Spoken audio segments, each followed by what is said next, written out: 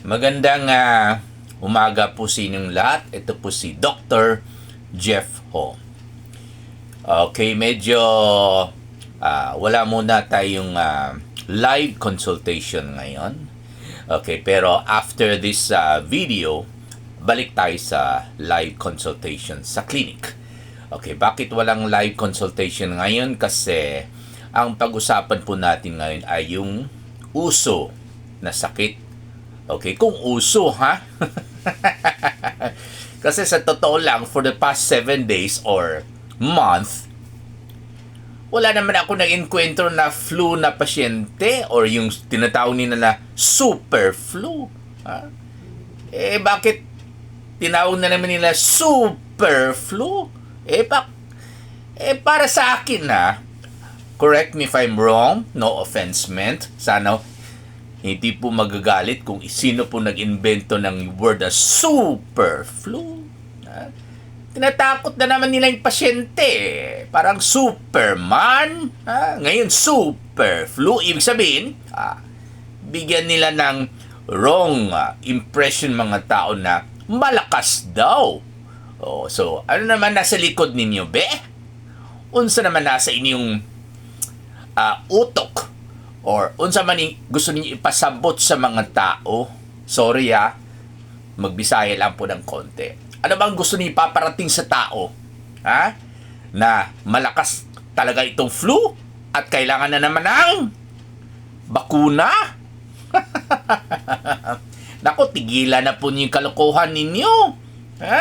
Tama na po yan, yung COVID. Tapos na yan. Wala na dapat COVID part 2.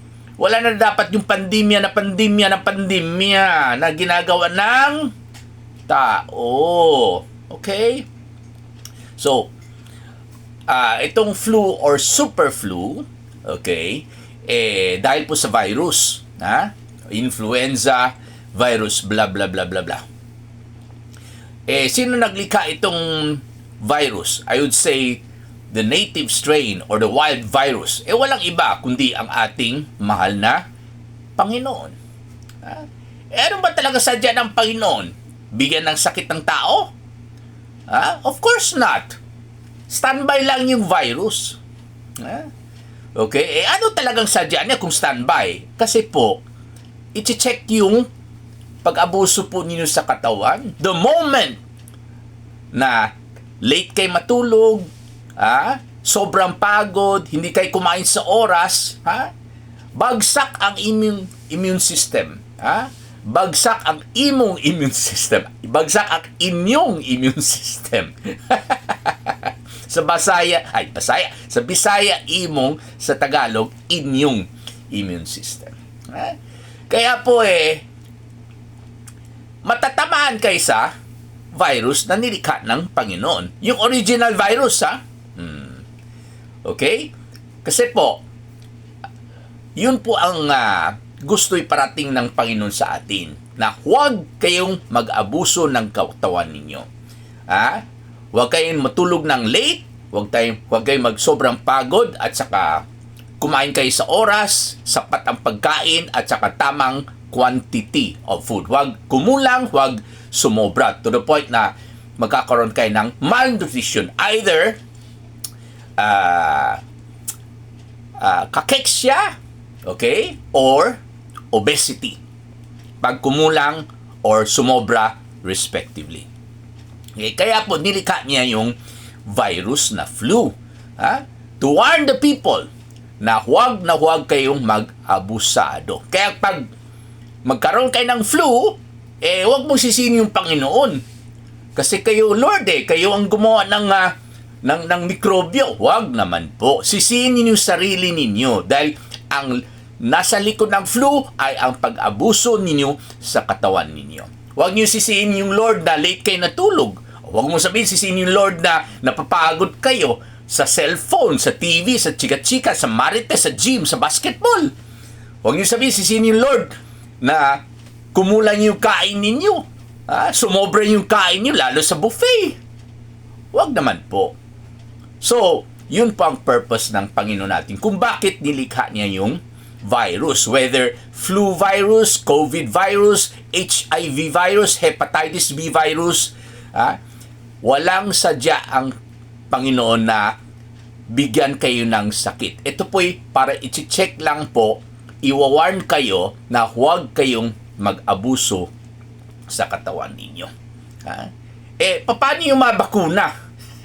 Nilikha ng tao yung bakuna eh. Pag nilikha ng tao, katulad ng sinabi ko kahapon, juice, soft drinks, ice cream, para saan yun? Hindi po para sa kalusugan ng tao. It's not for your health. Para sa kayamanan ng tao.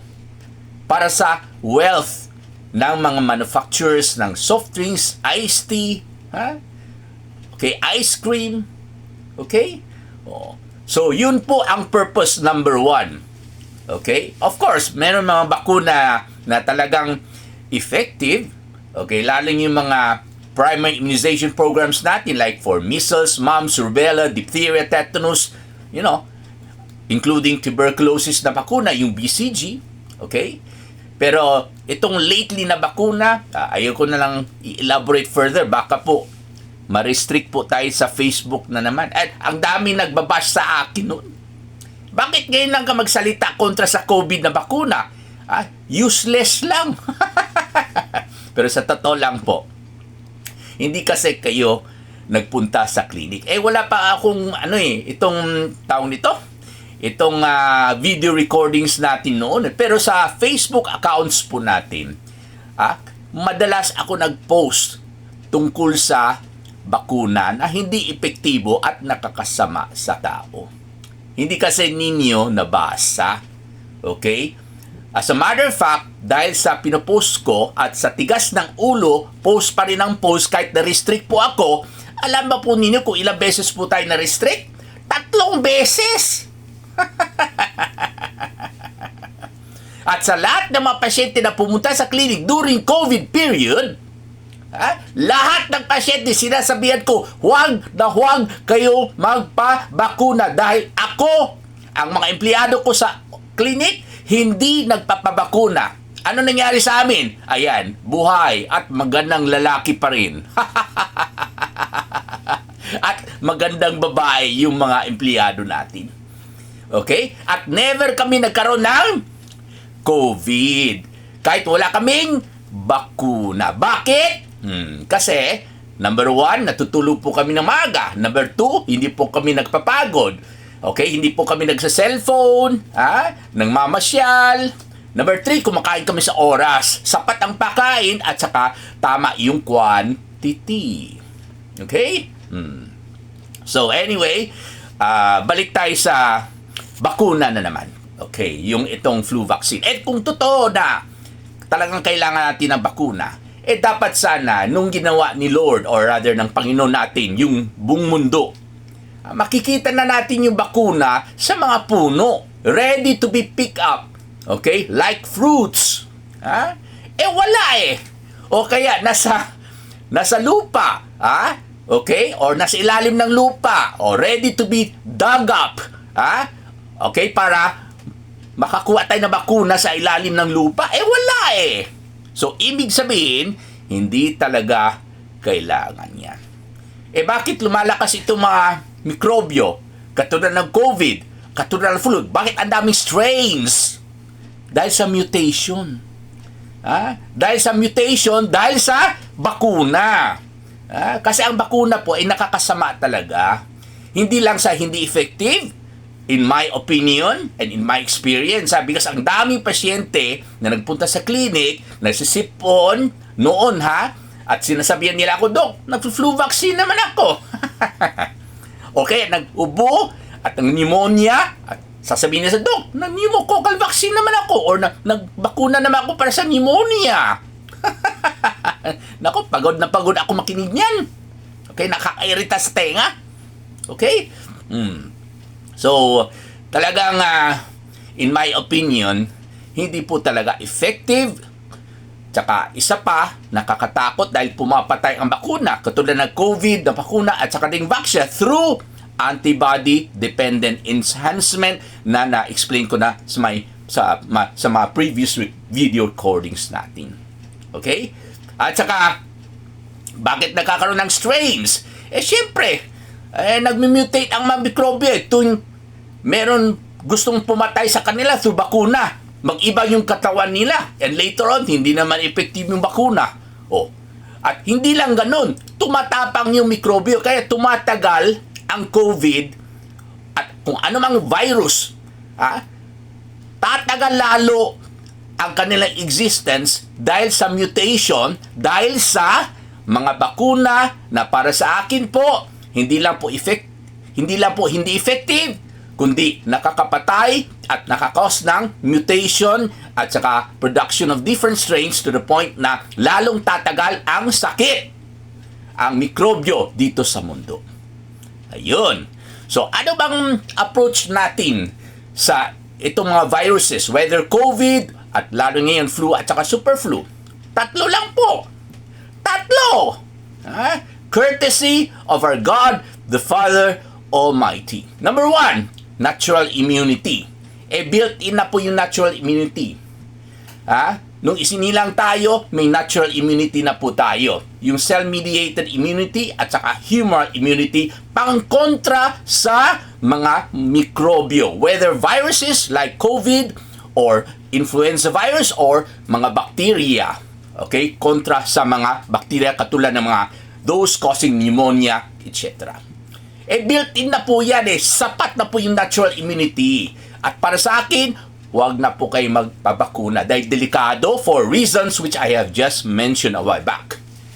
Pangalawang prevention, to how to avoid getting sick like flu or super flu, magsuot po kayo ng face mask. At sa kung may balita na kayo na it may be transmitted by contamination of your eyes, then start wearing face shield. And which are very effective, by the way, kahit ano pang sasabihin ninyo. Pangatlo, yung ginawa na naman Panginoon. Number 1, matutulog ng maaga. Obey the sleep program, okay, which is built in our sleep center sa brain, courtesy of our God the Father Almighty.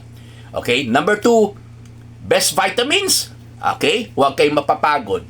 Number 3, best vitamins, kumain sa oras, sapat ang pagkain at sapat ang quantity. These are the 3 best vitamins, okay, na ginawa ng Panginoon para sa atin.